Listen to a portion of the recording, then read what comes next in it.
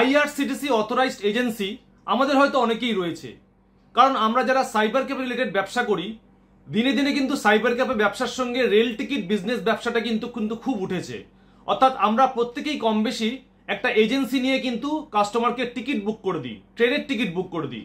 তা আমাদের অনেকেরই প্রশ্ন রয়েছে, ট্রেন টিকিট বুকিং করবার জন্য আমাদের কোন আইডি আমরা ব্যবহার করব? সেই আইডি থেকে কি আমরা তৎকাল টিকিট বুক করতে পারবো? তৎকাল টিকিট বুকিং করবার আলাদা কি কোনো আইডি রয়েছে? প্রচুর মানুষের কিন্তু প্রচুর রকমের কমেন্ট রয়েছে। এছাড়াও আইআরসিটিসির পার্সোনাল আইডি থেকে আপনি কাস্টমারের টিকিট কি বুক করতে পারবেন? এছাড়াও আমরা যারা রেলের অথরাইজড আইডি নিয়ে রেল টিকিট বুকিং করি, আমরা যদি তৎকাল টিকিট বুক করতে চাই তাহলে সেই আইডি থেকে আমরা কখন টিকিট বুক করতে পারবো? প্রত্যেকটা জিনিস আজকের এই গুরুত্বপূর্ণ ভিডিওতে দেখাবো এবং লাইভ তৎকাল টিকিট কিভাবে আপনারা বুক করবেন, কোন সময় আপনারা লগ ইন করবেন, সব জিনিসগুলো স্টেপ বাই স্টেপ দেখাবো। এবং টিকিট বুকিং করবার সময় কিন্তু বিভিন্ন কারণে সার্ভার এরার আসে, সেই সকল সার্ভার এরারগুলো আসলে আপনারা কিভাবে ট্যাকেল করে আবার লগ ইন করে আপনারা টিকিট বুকিং করবেন সেই প্রসেসটিও বলে দেবো। টোটাল ভিডিওটি দেখার চেষ্টা করবেন। ভিডিওটি দেখলে কিন্তু আপনারা রেল টিকিট বুকিং সম্বন্ধে অনেক ডিটেলসগুলো জানতে পারবেন। প্রথমেই বলবো, আপনারা যদি কোনো বিজনেস অপারেট করেন বা কোনো সাইবার ক্যাফে আপনাদের থাকে, তাহলে অবশ্যই কিন্তু আপনারা একটি অথরাইজড রেলওয়ে এজেন্সির সঙ্গে যুক্ত হয়ে যাবেন। অর্থাৎ রেলওয়ে এজেন্সির আইডি নিয়ে তবেই কিন্তু টিকিট বুকিং করবেন কাস্টমারের। কখনোই পার্সোনাল আইডি থেকে আপনারা কাস্টমারের টিকিট বুকিং করবেন না। এবার চলে আসলাম তৎকাল টিকিট বুকিং এর কিছু গুরুত্বপূর্ণ নিয়মে। আমরা যারা অথরাইজড এজেন্সি থেকে তৎকাল টিকিট বুক করতে চাবো, আমাদের কিন্তু সর্বদা 15 মিনিট পরে আমাদের কিন্তু টাইমিং শুরু হবে। পার্সোনাল আইডি থেকে যদি আমরা টিকিট বুকিং করি তাহলে এসি কোচ কিন্তু খুলবে 10টার সময় এবং স্লিপার ক্লাস খুলবে 11টার সময়। কিন্তু যদি আমরা আইডি থেকে তৎকাল টিকিট বুকিং করতে চাই সেক্ষেত্রে কিন্তু 15 মিনিট পরে আমাদের বুকিং করতে হচ্ছে, অর্থাৎ 10টা 15, 11টা 15। বেশিরভাগ ক্ষেত্রে কিন্তু এই 10টা 15তে এবং 11টা 15তে যখন আমরা টিকিট বুকিং করতে যাচ্ছি তখন দেখছি সব টিকিট শেষ হয়ে গেছে। অর্থাৎ সেই সময় কিন্তু আর টিকিট থাকছে না। শুধুমাত্র কিছু কিছু রুটের টিকিট অ্যাভেলেবেল থাকতে পারে।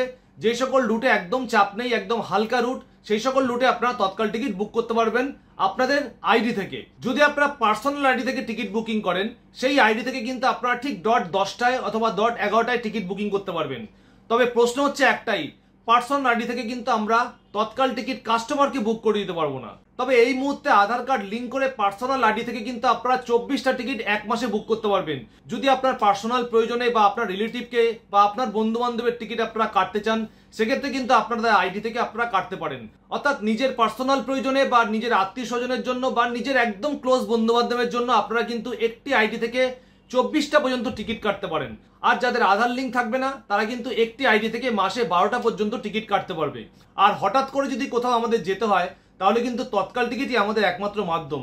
সুতরাং তৎকাল টিকিট যদি আপনারা বুক করতে শিখে যান তাহলে আপনাদের নিজেদের পার্সোনাল প্রয়োজনে বা আপনাদের বন্ধু বান্ধবের জন্য কিন্তু আপনারা তৎকাল টিকিট বুক করে দিতে পারবেন। তা চলুন আজকে দেখিয়ে দিচ্ছি কিভাবে আপনারা তৎকাল টিকিট বুক করতে পারবেন এবং কি প্রসেস রয়েছে। বন্ধুরা, রেলের টিকিট তো আমরা অনেকেই বুকিং করি, কিন্তু আমাদের মধ্যে ম্যাক্সিমাম লোকের যে সমস্যা, আমরা কনফার্ম তৎকাল টিকিট বুক করতে পারি না। অর্থাৎ কনফার্ম তৎকাল টিকিট বুক করব কিভাবে? তা এই মুহূর্তে দেখুন বন্ধুরা, রেলের টিকিট বুকিং করবার জন্য কিন্তু অবশ্যই আপনাদের একটি আইডি থাকতে হবে। অর্থাৎ আপনারা একটি রেলওয়ে আইডি নিয়ে কিন্তু টিকিট বুক করতে পারবেন কাস্টমারের জন্য। তবে রেলের আইডি থেকে বুক করলে কিন্তু আমরা কনফার্ম তৎকাল টিকিট কোনো মতেই বুক করতে পারবো না, কারণ রেলের যে সকল আইডিগুলো প্রোভাইড করা হয় সেগুলো কিন্তু 15 মিনিট পরে কিন্তু আইডিগুলো চালু হয়। দেখতে পাচ্ছেন এই মুহূর্তে আইআরসিটিসি ওয়েবসাইটে রয়েছি। এই আইআরসিটিসি ওয়েবসাইট থেকে কিন্তু সকাল 11টা থেকে নন এসি টিকিট বুকিং হয়, 10টা থেকে এসি টিকিট বুকিং হয়। তো এবার দেখুন বন্ধুরা, আমাদের অনেক সময় কিন্তু অনেক প্রয়োজনে আমাদের রেলওয়ের টিকিট বুকিং করতে হয় এবং সেটা কনফার্ম তৎকাল টিকিট বুকিং করতে হয়, কারণ আমাদের নিজস্ব প্রয়োজনেও কিন্তু অনেক সময় তৎকাল টিকিট বুকিং করতে হয়। তাহলে কিন্তু আমরা এই পোর্টাল থেকে কিন্তু একটা আইডি রেজিস্ট্রেশন করে আমরা কিন্তু তৎকাল টিকিট বুকিং করতে পারি। তা আজকের ভিডিওতে কিন্তু আপনাদের দেখিয়ে দেবো কীভাবে আপনারা তৎকাল টিকিট বুকিং করবেন। তবে এই মুহূর্তে যদিও আমার তৎকাল টিকিটের দরকার নেই, তবু আমি আপনাদের প্রসেস বলে দেবো এবং কিভাবে তৎকাল টিকিট বুকিং করলে আপনারা খুব সহজে বুকিং করতে পারবেন। ইনস্ট্যান্ট তৎকাল টিকিট কিন্তু বুক করে ফেলতে পারবেন মাত্র 2 মিনিটের মধ্যে। অর্থাৎ 2 মিনিটের মধ্যে আপনারা হয়তো প্রত্যেকেই জানেন যারা রেল টিকিট বুকিং করেন, 1.5 থেকে 2 মিনিটের মধ্যে কিন্তু কনজাস্টেড যে সকল লাইনগুলো থাকে, যেমন পুরী বলুন বা এনজিপি বলুন বা চেন্নাই বলুন, ওয়াইপিআর বলুন, সব রুটগুলো কিন্তু শেষ হয়ে যায়। ব্যাঙ্গালোর বলুন, সেগুলো কিন্তু বুক হয়ে যায় 1.5 থেকে 2 মিনিটের মধ্যে বুক হয়ে যায়। তা আপনারা 1.5 থেকে 2 মিনিটের মধ্যে কীভাবে আপনারা কোন টাইমে লগ ইন করবেন, লগ ইন করে কিন্তু আপনাদের কিছু প্রসেস রয়েছে, সেই প্রসেসগুলো ফলো করলে আপনারাও কিন্তু রেলের টিকিট কনফার্ম তৎকাল টিকিট বুকিং করতে পারবেন। দেখুন এই মুহূর্তে আমার কিন্তু আমি আপনাদের দেখাচ্ছি, আমার কিন্তু এখনও লগ ইন করিনি এবং এখানে 10টা বেজে 56 মিনিট হয়ে গেছে।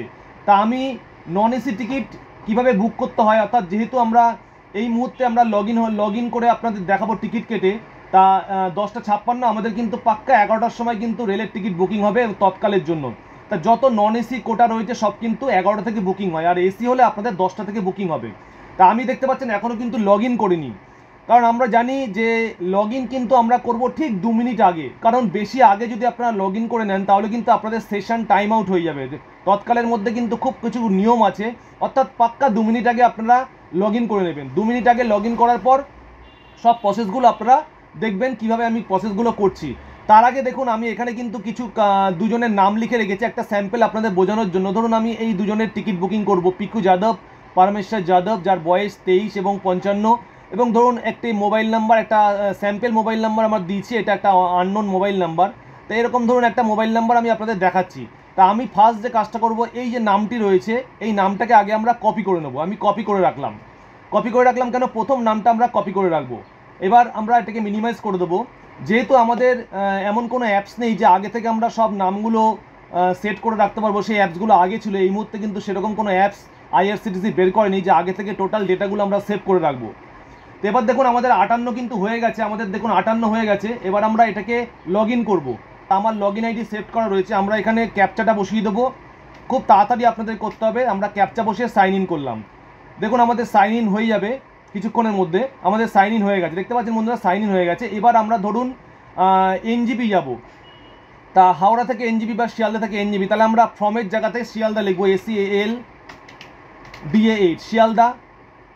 আমরা এখানে শিয়ালদা লিখে দিলাম, শিয়ালদা তলায় চলে এসছে। আর এখানে দেবো হচ্ছে এনজেপি নিউ জলপাইগুড়ি। ধরুন আমরা শিয়ালদা থেকে নিউ জলপাইগুড়ি, অনেকেই তো নর্থ বেঙ্গলে ঘুরতে যায়, শিয়ালদা থেকে নিউ জলপাইগুড়ি একটা এই স্টেশনটা খুব কনজেস্টেড লাইন, খুব তাড়াতাড়ি কিন্তু শেষ হয়ে যায়। তা আমাদের এখানে দেখুন কি করতে হবে, ডেট এখানে 8 তারিখ রয়েছে, এখানে দেখতে পাচ্ছেন 8 তারিখ রয়েছে। আমরা 8-এর জায়গায় 9 তারিখ করবো, কারণ কালকে ট্রেন আমরা বুক করবো। তো আমরা এখানে 9 তারিখ সেট করে দিলাম, এবং এখানে অল ক্লাসেস থেকে আমরা করে দেবো হচ্ছে ক্লাসটা অল রইলো, এখান থেকে কিছু আমরা চেঞ্জ করলাম না। আর জেনারেলের জায়গা থেকে এখান থেকে আমরা তৎকাল করে দেবো। তো এখান থেকে দেখুন তৎকাল রয়েছে, প্রিমিয়াম তৎকাল রয়েছে। অনেকে কিন্তু প্রিমিয়াম তৎকাল করে, তৎকাল শেষ হওয়ার সঙ্গে সঙ্গে কিন্তু আবার প্রিমিয়াম তৎকাল শুরু হয়ে যায়। সেজন্য আমি তৎকালটা এখানে দিলাম এবং সার্চ বাটনের মধ্যে ক্লিক করলাম।